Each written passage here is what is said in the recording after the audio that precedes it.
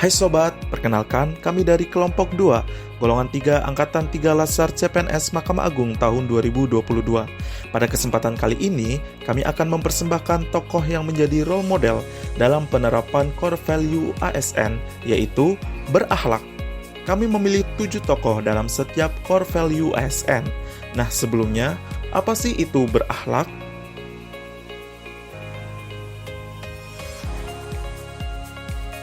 Pada tanggal 27 Juli 2021, Presiden Republik Indonesia, Bapak Joko Widodo, meluncurkan core value ASN yang baru dengan nama berakhlak sebagai tujuan percepatan transformasi ASN yang merupakan sebuah reformasi birokrasi di Republik Indonesia. Dengan branding atau semboyan bangga melayani bangsa. Berakhlak sendiri merupakan singkatan dari berorientasi pelayanan, akuntabel, kompeten, harmonis, loyal, adaptif, dan kolaboratif. Dengan ditetapkannya core value ASN, memberikan penguatan budaya kerja ASN yang profesional, sekaligus memudahkan proses adaptasi bagi ASN ketika melakukan mobilitas antar instansi pemerintah. Adanya satu core values yang berlaku secara umum, selain mengatasi permasalahan disrupsi pada berbagai bidang, juga memperkuat peran ASN sebagai perekat dan pemersatu bangsa. Pertama, tokoh yang memenuhi kriteria berorientasi pelayanan adalah Soekarwo. Sosok yang akrab disapa Pak Dekarwo ini merupakan mantan Gubernur Jawa Timur yang menjabat mulai tahun 2009 hingga 2019. Selama kepemimpinannya sebagai Gubernur Jawa Timur, Pak Dekarwo sangat fokus dalam usaha memberikan pelayanan yang terbaik pada masyarakat. Dalam mewujudkan usahanya tersebut, beliau menerapkan prinsip pelayanan partisipatif yang menekankan aspek keikutsertaan masyarakat sebagai penerima layanan. Sehingga, dari partisipasi tersebut akan diperoleh pelayanan yang tepat dan dapat menjawab kebutuhan masyarakat Jawa Timur. Selama 2 periode menjabat, Pak Dekarwo sukses membawa Jawa Timur sebagai provinsi dengan pelayanan publik terbaik dan meraih berbagai penghargaan di bidang pelayanan publik.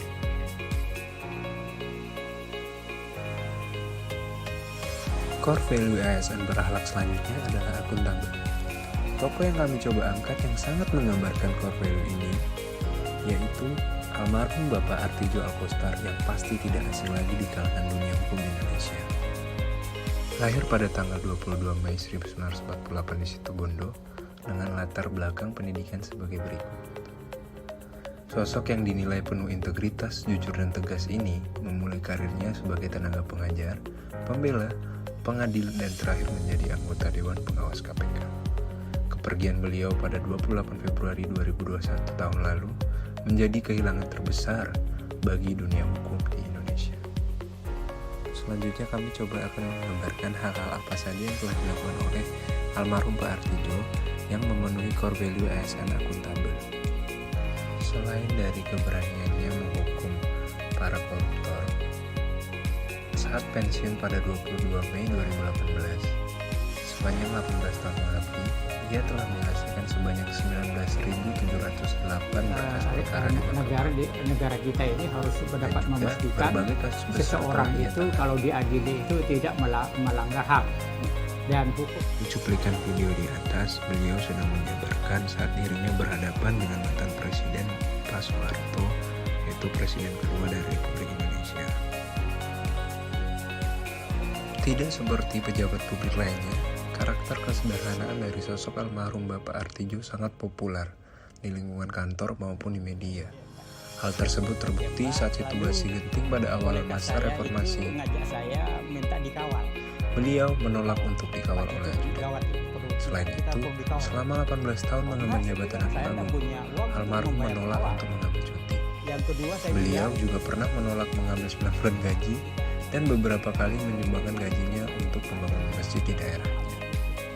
Untuk komponen indikator terakhir dari akuntabilitas, bahwa dari beberapa cuplikan video dan fakta-fakta almarhum Bapak Artijo Alkostar, kami meyakini bahwa beliau adalah salah satu tokoh dengan salah satu core value ASN yaitu akuntabel.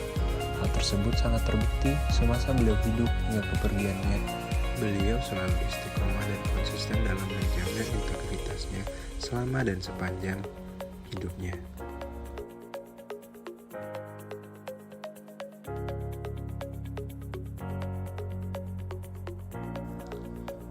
Kompeten, wanita kelahiran 26 Agustus tahun 1962 ini telah menamatkan studi pendidikan doktoral di University of Illinois Urbana-Champaign dengan gelar PhD di bidang ekonomi dalam menunjang kepakarannya.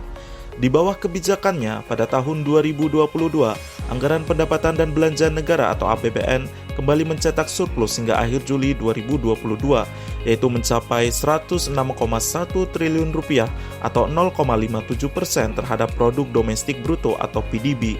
Sebagai Menteri Keuangan yang kompeten, Sri Mulyani telah meraih banyak penghargaan antara lain Finance Minister of the Year East Asia Pacific oleh Global Markets pada Oktober 2018 saat berlangsungnya IMF World Bank Group Annual Meetings di Bali.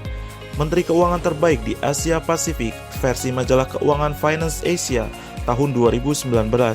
Penghargaan ini diperoleh 3 tahun berturut-turut setelah sebelumnya diperoleh pada tahun 2017 dan 2018.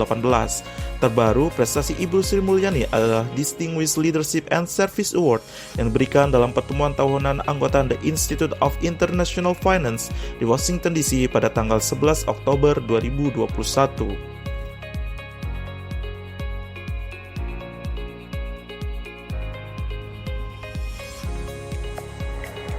Abdurrahman Wahid dilahirkan di Jombang, Jawa Timur pada 4 Agustus 1940. Beliau merupakan anak pertama dari 6 bersaudara, yaitu putra dari Kiai Haji Wahid Hashim dan Hajah Solihah. Beliau juga merupakan cucu dari Kiai Haji Hashim Asy'ari yang merupakan pendiri Jamiah Nahdlatul Ulama yang dikenal sebagai organisasi massa Islam terbesar di Indonesia dan sekaligus pendiri pesantren Tebu Ireng di Jombang. Abdurrahman Wahid atau yang sering disapa Gus Dur dikenal sebagai Bapak Pluralisme Indonesia. Gus Dur sepanjang hidupnya memberikan teladan dan menekankan pentingnya menjunjung tinggi persaudaraan dalam masyarakat, bahkan terhadap yang berbeda keyakinan dan pemikiran sekalipun.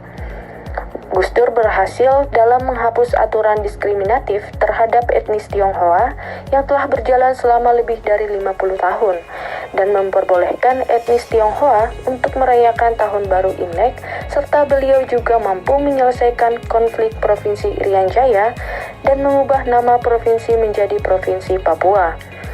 Abdurrahman Wahid atau yang kita sapa Gus Dur sangat menjunjung tinggi keberagaman di berbagai hal, terutama suku, ras, dan agama. Susi Pujiastuti dikenal sebagai Sri Kandi Bahari. Pada tanggal 24 Oktober tahun 2014, beliau ditetapkan sebagai Menteri Kelautan dan Perikanan. Sebelum dilantik, beliau melepaskan posisinya sebagai pemimpin di perusahaan maskapai penerbangan Susi Air dan posisi-posisi lainnya. Hal tersebut untuk menghindari konflik kepentingan di antara dirinya sebagai pebisnis dan sebagai menteri.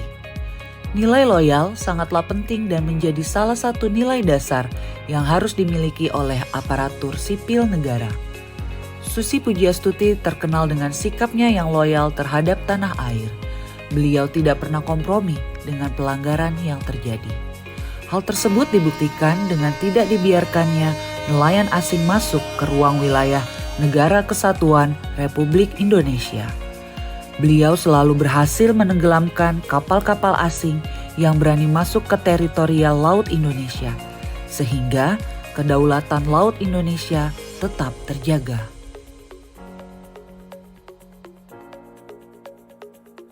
Ignatius Jonan dikenal sebagai sosok yang mengubah wajah perkereta-apian Indonesia.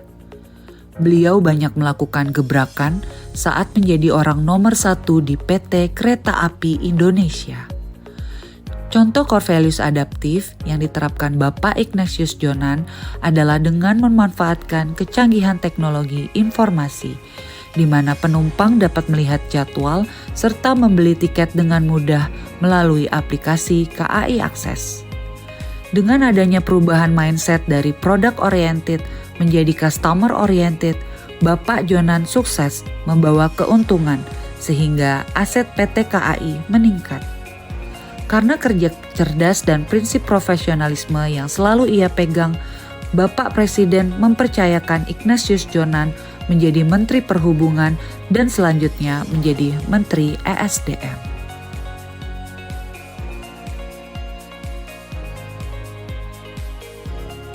Ibarat main musik, gaya bekerja kita harus berubah dari irama musik slow ke rock and roll. Dr. Insinyur M. Basuki Hadimuljono MSc lahir di Surakarta pada 5 November 1954. Eksistensi beliau di bidang infrastruktur dan pekerjaan umum tidak terlepas dari tempatnya berkarir, mulai dari Direktur Wilayah Tengah Dirjen Sumber Daya Air, Kepala Biro Perencanaan dan Kerjasama Luar Negeri Sekretariat Jenderal, Direktur Jenderal Sumber Daya Air, Kepala Badan Penelitian dan Pengembangan, Direktur Jenderal Penataan Ruang hingga mencapai puncak karir sebagai Menteri PUPR mulai dari 2014 hingga sekarang. Menamatkan S1 Teknik Geologi di Universitas Gadjah Mada, sejalan dengan karir yang dirintisnya, beliau melanjutkan studi S2 dan S3-nya pada jurusan Teknik Sipil di Colorado State University di USA. Beliau termasuk salah satu tokoh pemerintah yang menjiwai nilai berakhlak dalam karir dan kehidupannya. Nilai berakhlak yang melekat pada beliau yaitu kolaboratif.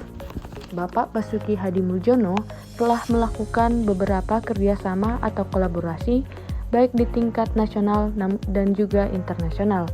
Salah satunya yaitu kerjasama antar anggota G20 di bidang pengelolaan sumber daya air dan pertanian. Kemudian kerjasama pengembangan infrastruktur PUPR antara Indonesia dan Korea Selatan dalam rangka mengembangkan kota pintar atau smart city. Kementerian PUPR sudah melakukan beberapa kali pertemuan dan menjalin kerjasama dengan Republik Kepulauan Fiji, Belanda, dan World Bank. Kerjasama yang dilakukan menyangkut beberapa hal seperti masalah air dan dukungan terhadap kawasan strategis pariwisata nasional atau KSPN. Bapak Basuki selalu menekankan kepada generasi penerus untuk mau bersinergi dengan instansi manapun agar terwujudnya pembangunan infrastruktur yang berkualitas dan juga bermanfaat untuk masyarakat.